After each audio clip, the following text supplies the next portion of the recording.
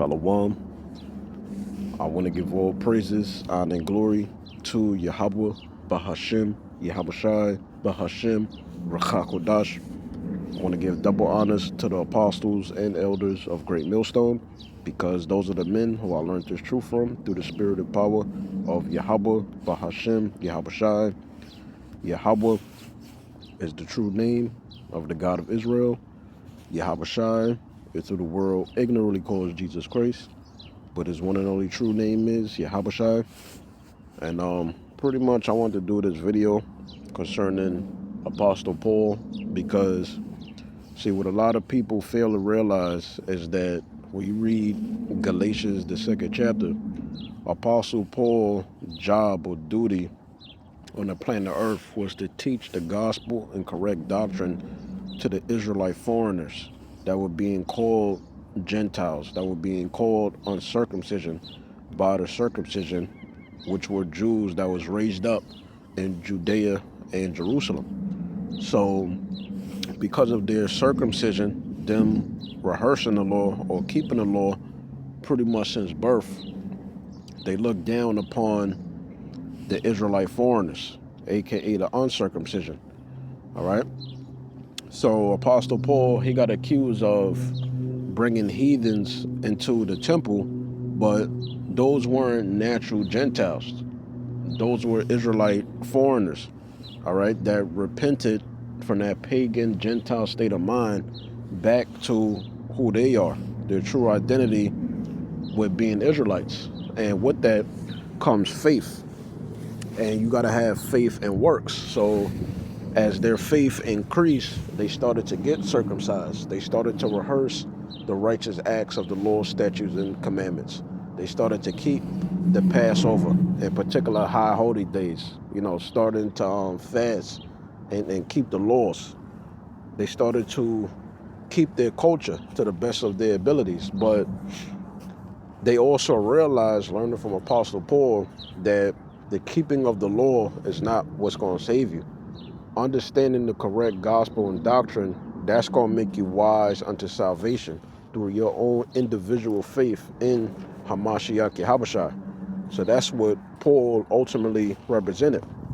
Because when you read the scriptures, before his conversion, before he accepted Yahushua, he was known as Saul the Pharisee. And him being overzealous over the law, he thought that it was idolatry for the Christians, which the original Christians, when you read Acts, the 6th chapter, and Acts, the 11th chapter, they were Jews that followed the Messiah. And as Saul, he was overzealous over the law. In his ignorance, he thought it was idolatry what the Christians were doing, saying that they reverencing another God, other than the Most High Yahweh, because Yahushua is a God too that deserves to be reverenced and worshiped. The Most High Yahweh, he said to worship Yahushua. That's why his body was transfigured in the first place, above Elijah, which represent the prophets, and Moses, which represented the law. Yahushua is above that. And through Yahushua's blood, sacrifice, and resurrection, that's how we offer up spiritual sacrifice to the Most High Yahweh. Through Yahushua's blood and sacrifice, making any believer out of the 12 tribes of Israel, if they're a man, priests of the Most High.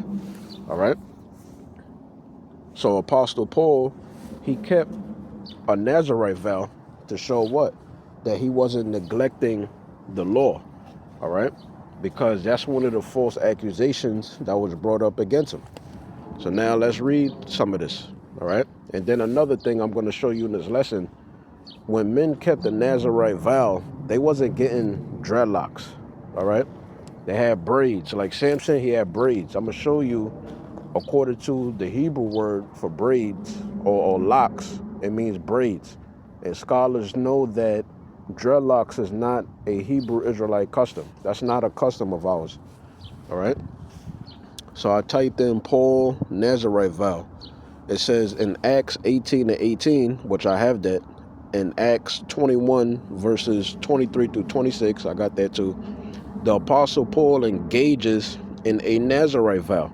And we're going to go over Numbers 6 so we can understand what exactly is the do's and don'ts of keeping a Nazarite vow, right? A temporary, I'm going to use the word Israelite. I don't like the word Jewish. A temporary Israelite vow of separation, right? Or the scriptures say being consecrated to the Most High, right? It goes on to say a vow of separation, that's in Numbers, the 6th chapter. It says involving abstaining from grape products, which includes wine, right? But every year is the Passover. So you would have to break that vow if you take a Nazarite vow, because part of the Passover ceremony is to what? Drink that wine that represents the blood of Yahushua, all right? That cup of suffering as a servant of Yahushua, right? It goes on to say cutting hair, right? And avoiding dead bodies, because that will defile you. That will make you unclean. It says he shaved his head and let's get the correct pronunciation of this particular word. I don't want to botch it up. Let's see if it's going to say it out loud. 1 second. Let's see. Okay. Senkri. All right, that's in the scriptures too. That's in Acts. So it says he shaved his head in Senkri and later underwent purification in Jerusalem to demonstrate his continued respect for the law of Moses to the Israelite believers, right? Key aspects of Paul's vow. It says, Acts 18:18, Paul takes a vow and cuts his hair in Sentry, right? Or Sentry. I'm probably pronouncing it wrong again, but y'all heard the pronunciation. You could look it up yourself. Before sailing for Syria. Acts 21:23-26, to appease Israelite believers, Paul joins 4 men in a purification ritual, paying for their sacrifices and completing his own vow in the temple. The purpose of Paul keeping a Nazarite vow. The vow aimed to demonstrate that Paul did not teach against the law, showing he walked orderly. Nature of the vow. Most scholars believe this was a temporary Nazarite vow, often taken to express gratitude for protection or to dedicate a season of service, right? But as I read up here, it just said what? That he kept the law to demonstrate his respect for the law, all right? To show the Israelites, foreigners, that was looked at and being called Gentiles, aka the uncircumcision, that what? As their faith increases, you rehearse the righteous acts of the law, statutes, and commandments. That's why Paul did that, all right? So it says significance. It highlights the transition period between the old and new covenants with Israelite Christians, right? Notice how it said Jewish Christians, because who were the so-called Jewish Christians? Who were the Israelite Christians? They were Jews that followed the Messiah. When you read Acts the 6th and the 11th chapter, all right? Continue to follow cultural practices. Yeah, because that's how you have faith by your works. You rehearse the righteous acts of the law, statutes, and commandments as your faith increases, as you start to become fully persuaded and understand what you're a part of. That's what Apostle Paul was teaching. He taught Titus that, he taught Timothy that. That's why eventually what? They got circumcised, right? That's what the council in Acts 15 was about when they went to Jerusalem, which was where the main church was at, all right? Because what did James say? They got to keep the law. They got to get circumcised as their faith increased, right? So that's it with that. Now, let's get in the scriptures, right? So this is Acts chapter 18 and verse, we know it's at 18, but let's see if I can start up. Let's see. Acts 18 and 17. It says, then all the Greeks took Sotinus, right? I'm probably pronouncing that wrong. Look, I'm not Greek. The chief ruler of the synagogue, and beat him before the judgment seat. And Galileo cared for none of those things. It says, and Paul after this tarried there yet a good while, and then took his leave of the brethren, and sailed thence into Syria, and with him Priscilla and Aquila, having shorn his head, right, meaning cut his head, and Centuria, for he had a vow. So this is an account of Apostle Paul taking the Nazarite vow, but then he cut it. All right. Let me just read down the NLT. This is Acts 18, and let's see, yeah, Acts 18 to 18, and this is dealing with Paul returns to Antioch of Syria, right? Because you had a lot of Jews, you had a lot of Christians at Antioch. Even when you read in Acts the 13th chapter, right? Acts 18:18 NLT. It says, Paul stayed in Corinth for some time after that, then said goodbye to the brothers and sisters, and went to nearby Centuria. There he shaved his head according to the Jewish custom. What's the Israelite custom? The Nazarite vow. So he shaved his head, marking the end of a vow. Then he set sail for Syria, taking Priscilla and Aquila with him. All right? So that's an account that he was observing the law. He was teaching to keep the law. Now let's read this in the NLT as well, just to get to the point. Acts chapter 21, and let me see. Let's see, I should start up.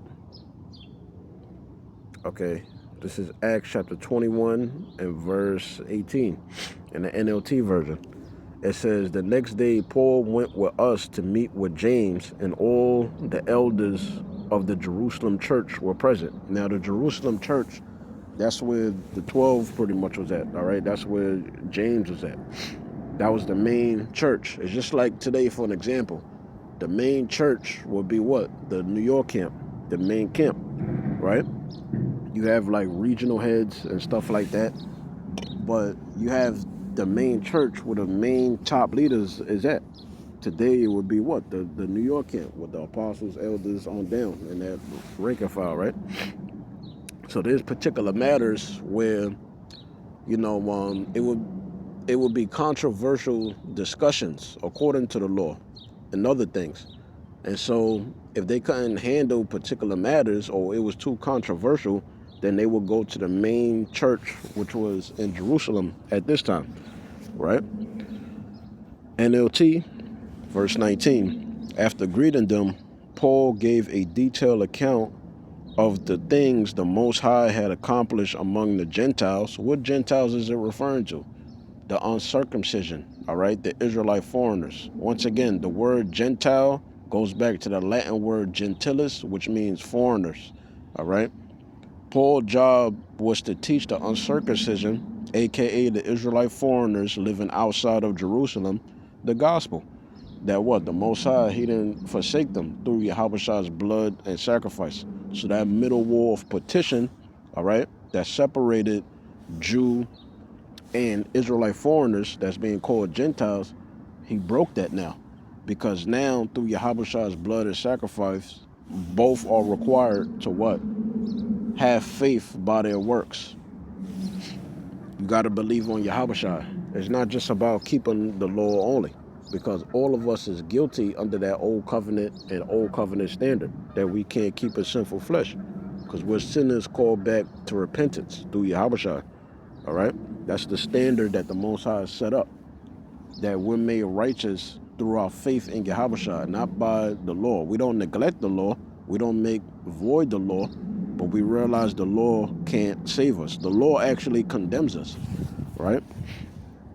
So NLT version, so it says among the Gentiles through his ministry. So when you read the word Gentiles in English, you got to understand Greek, Hebrew, and Latin, all right? All of Paul's letters, the gospel, the correct doctrine, you know, the message that the 12 disciples came with, the message that Yahweh came with, the message that John the Baptist came with, it was strictly only for Israelites only. All right, it was never for the heathen. Verse 20, it says, after hearing this, they praised the Most High, all right, Yahweh, and then they said, you know, dear brother, how many thousands of Jews have also believed, and they all followed the law of Moses very seriously. All right. Verse 21, it says, but the Jewish believers, aka Israelite believers, here in Jerusalem have been told that you are teaching all the Jews who live among the Gentiles to turn their backs on the laws of Moses. So this is why Apostle Paul, he was keeping things like the Nazarite vow. He was keeping particular high holy days to where he was rehearsing the righteous acts of the law, statutes, and commandments. He was doing that through faith, to demonstrate faith so that the Israelite foreigners, aka the Gentiles, could see his good works, how he's shining, right? Proving his faith, and they would copy that. That's why Apostle Paul says things like what?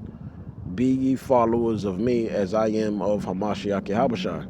So as long as you fully persuaded and you keeping the law through faith, that's what's righteous in the eyes of the Most High. Not just an individual or an Israelite individual that's born in Jerusalem just keeping the law. All right? If it's not through faith in Yahushua, then it's considered a sin. Whatever is not of faith is a sin, right? So I'm going to read this again. So this is why Apostle Paul, he was teaching Israelite foreigners, aka the proselytes, the new believers, that what? As your faith increases and you're fully persuaded, then you can start to get circumcised and rehearse the righteous acts of the law, statutes, and commandments. All right? Because it's a process. You don't just come into the truth or you come into the faith and now all of a sudden you're going to keep all the laws and you perfect. No, you imperfect.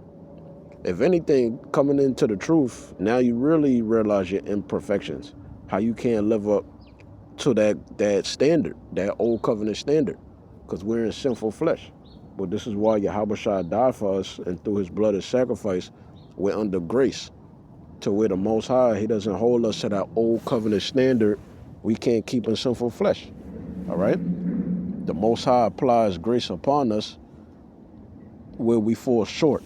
All right? He applies mercy on us because we have faith upon Yahushua. That's what Apostle Paul was teaching the Gentiles, the Israelite foreigners. All right? Acts 21:21 NLT version. But the Israelite believers here in Jerusalem have been told, right? See, they have been told, and it was a lie. Yep, it says have been told that you are teaching all the Jews who live among the Gentiles. That's who Apostle Paul's letters is for. That's why he uses words like saints, words like us, church, brethren. He's telling you who he's addressing in his letters. He's addressing who? The Israelites among the Gentiles. All right? So it says, but the Israelite believers here in Jerusalem have been told that you are teaching all the Jews who live among the Gentiles to turn their back on the laws of Moses. They've heard that you teach them not to circumcise their children or follow other Israelite customs. What shall we do? They will certainly hear that you have come. Here's what we want you to do. All right, so now remember, Apostle Paul, as great as he was, arguably, really, the greatest apostle, but the scriptures say that what? He's the least. Even Apostle Paul said it. He wasn't prideful. All the works he was doing through faith in Yahushua, him showing accounts of spiritual power. Apostle Paul is one of the greatest prophets and men to walk the planet Earth. All right? But even he had to fall in line under James and the 12 because they were the leaders. All right? So it says, verse 23, NLT, here's what we want you to do. We have 4 men here who have completed their vow, right? And what vow is it talking about? It's talking about that vow of the Nazarite, right? Go with them. So this is the order that James told Apostle Paul, all right? This is the command.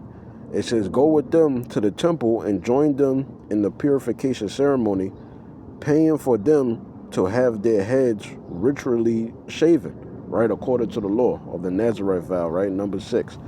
Then everyone, who's the everyone? It's not talking about all nations. It's talking about the Israelite believers.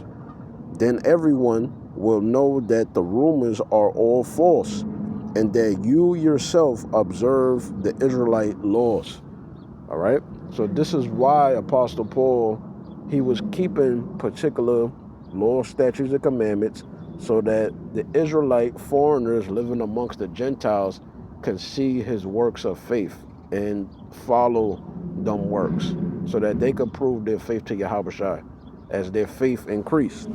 So he had to do particular things to demonstrate that he's not making void the law. All right? It says, verse 25, as for the Gentile believers, remember, the word Gentile goes back to the Latin word gentilis, which means foreigner, as the apostles of Great Millstone have taught us. And these are key things you got to remember. All right? It says, as for the Gentile believers, right, the Israelite believers, they should do what we already told them in a letter. They should abstain from eating food offered to idols, from consuming blood or the meat of strangled animals, and from sexual immorality. All right? So as their faith increased, they had to rehearse the righteous acts of the law, statutes, and commandments. So that was the order. Yeah, you have faith in Yahweh, but you still have to, acknowledge the law. All right? And there's particular laws we can't keep in the society, but where we fall short that even in our ignorance, grace is applied. Why? Because we have faith upon Yahweh. All right? And then when you read down here, it says that what? Paul is arrested. So there you go. But let me read a little bit about this. It says, so Paul went, Acts 21:26 is dealing with Paul being arrested, NLT version. So Paul went to the temple the next day with the other men. They had already started the purification ritual, so he publicly announced the date when their vows would end and sacrifices would be offered for each of them.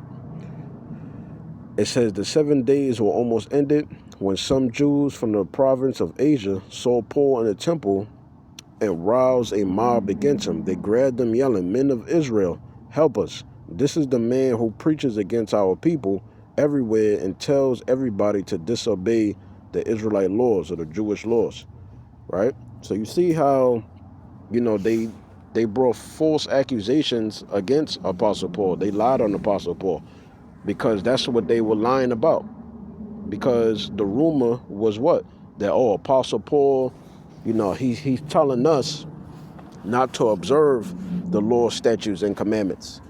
And some Jews, they were really overzealous about the law, because you had Israelites, mainly the circumcision, that was like that. They were proud of their circumcision. And you had particular accounts, even during the time of Yahweh, where they put Abraham, they put Moses, and they put the law over having faith in Yahweh, all right, which condemned them. So this is Acts 21:27, and this is dealing with, once again, Paul sees in the temple. It says, Acts 21:27, and when the 7 days were almost ended, the Jews which were of Asia, when they saw him in the temple, stirred up all the people and laid hands on him, crying out, "Men of Israel, help. This is the man that teacheth all men everywhere against the people and the law in this place." And further brought Greeks, right, Greek-speaking Jews that was looked at as Gentiles, aka the uncircumcision, right? And further brought Greeks also into the temple and have polluted this holy place. So these are men that was just emotional ultimately, but these are men that put the law over having faith in Yahweh, all right? And these particular individuals, they lied on Apostle Paul. This is why Apostle Paul, no matter what he did, keeping the Nazarite vow, keeping particular high holy days, you just had Israelites that will lie on him, just like today. You got people that lie on us, for breaking down Deuteronomy, the 22nd chapter, for verses 22 on down, going into ancient manner and customs of particular laws that we kept when we were sovereign and independent in ancient Israel. Obviously, if you got a brain, obviously we're not sovereign and independent. So there's particular laws that we can't live by and govern our nation by. This is why grace is applied. All right? So these are things that men of the Lord have to deal with. You know, people making false accusations against us, all right? People that just don't respect Yahushua and his men. So it says, verse 28, it says, crying out, men of Israel, help. Let's read 29. For they had seen before with him in the city Trophimus, right? Probably pronouncing that wrong, an Ephesian, whom they supposed that Paul had brought into the temple. So this was an Israelite individual, right? A Greek-speaking Jew that obviously he was repenting from his Hellenistic ways and Hellenism, and he was turning from that and worshiping Yahushua, all right? Because they saw him come in the temple, but the Jews that was part of their circumcision, they looked down on acts like that. They didn't want the uncircumcision, which is the Israelite foreigners, stepping into the temple because they looked at them as heathen. That's why they are being called Gentiles, all right? So continuing on. So this was an Israelite that was from Ephesus, and obviously he was repenting. They saw him come into the temple, right? And they didn't like that, all right? Verse 30, and all the city was moved, and the people ran together, and they took Paul and drew him out of the temple, and forthwith the doors were shut.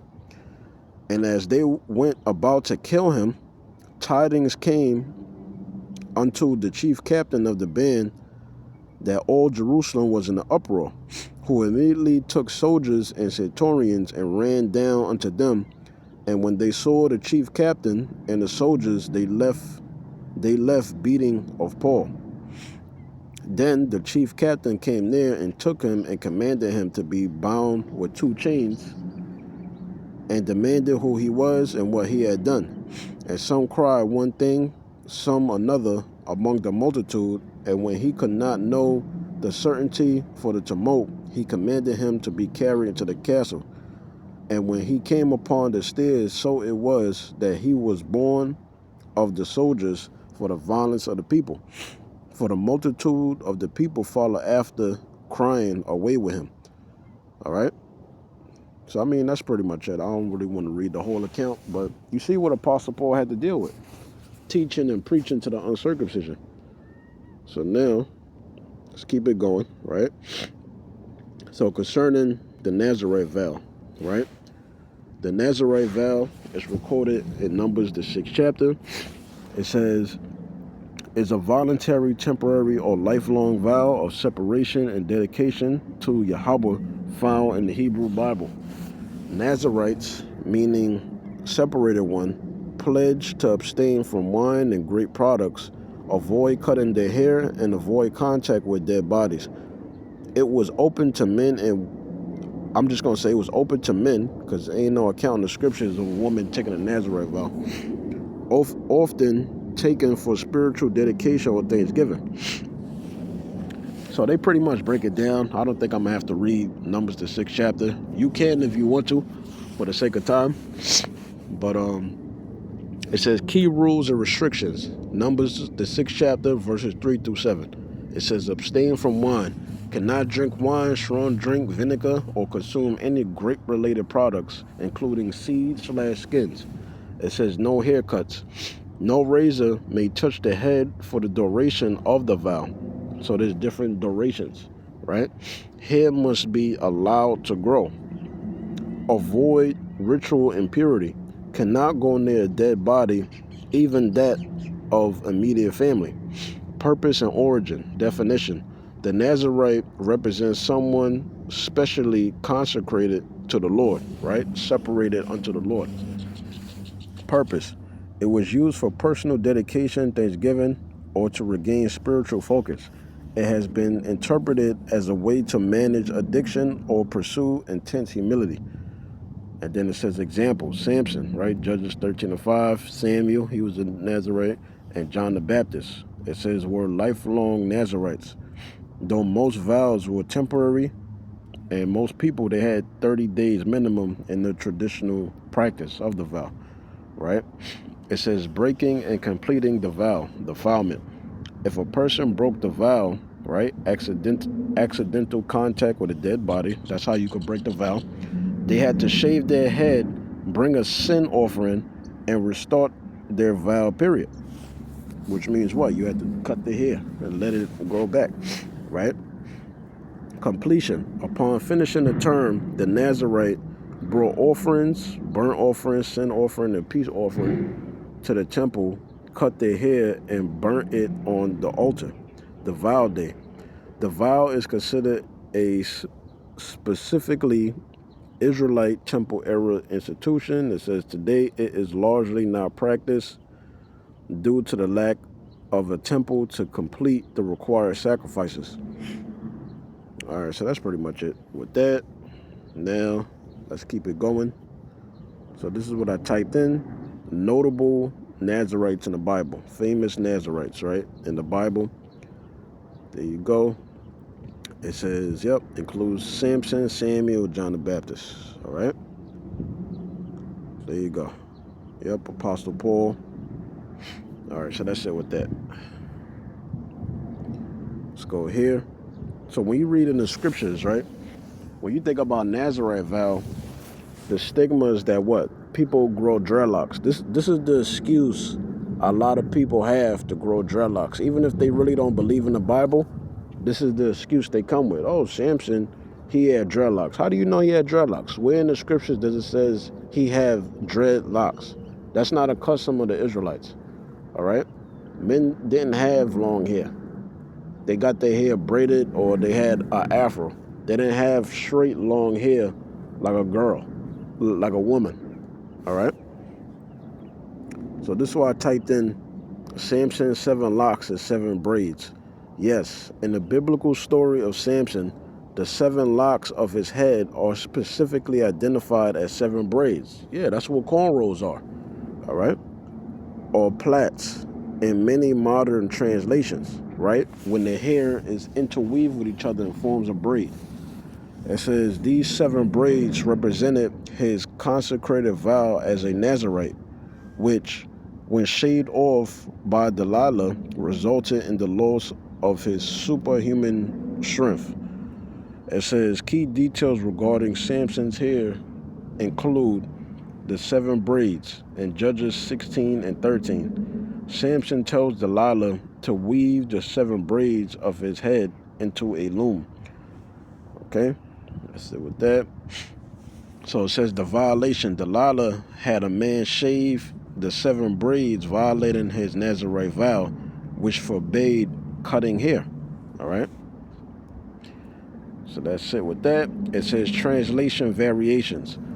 While many modern translations, the NIV version, the NLT version, the CSB version, use 7 braids instead of it saying 7 locks in the KJV, right? Such as the KJV used the term 7 locks. The braids were not just a hairstyle, but a direct reflection of his covenant with the Most High, and their removal signifies the breaking of that vow. All right, there you go. So I don't really have to read Numbers the 6th chapter. It just goes into the vow. I pretty much summed that up, right? Now check this out. When you read it in the KJV, Judges 16 to 13, and Delilah said unto Samson, hereto thou hast mocked me and told me lies. Tell me wherewith thou mightest be bound. And he said unto her, if thou weavest the 7 locks of my head with the web. Let's read this in the NLT version, right? It's the NLT version. This is Judges 16 and 13. It says, then Delilah said, you've been making fun of me and telling me lies. Now tell me how you can be tied up securely. Samson replied, if you were to weave the 7 braids of my hair into the fabric on your loom and tighten it with the loom shuttle, I will become as weak as everyone else, right? So while he slept, Delilah wove the 7 braids of his hair into the fabric, because Delilah, she wanted to discover his weakness. That's what a lot of women do. They want to discover your weakness, all right? So that's it with that. So it shows you what?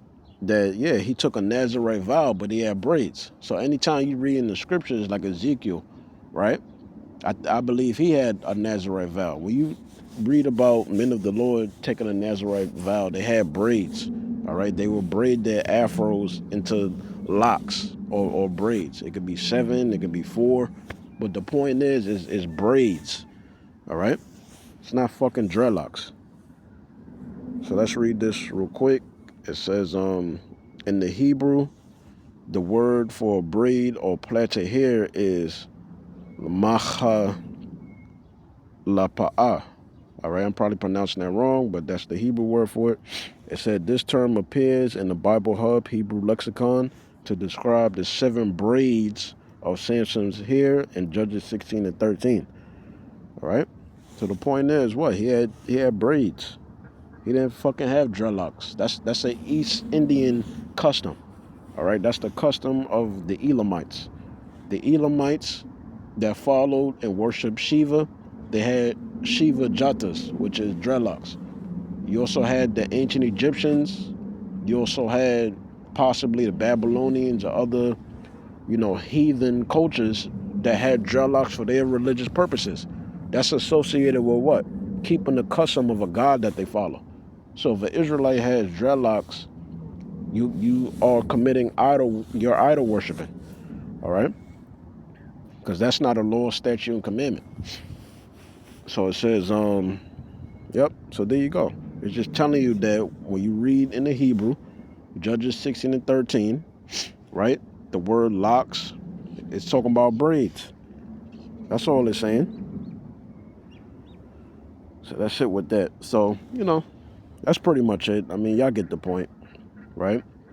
Because that's a part of our culture. Our hair grows into our afro, we get our hair braided. I mean, how much more proof you need to show you that the Israelites you read in the Bible is so-called black men? That's our culture. We get braids. All right? So that's pretty much it. Lord willing, you was edified by the lesson. Shalom.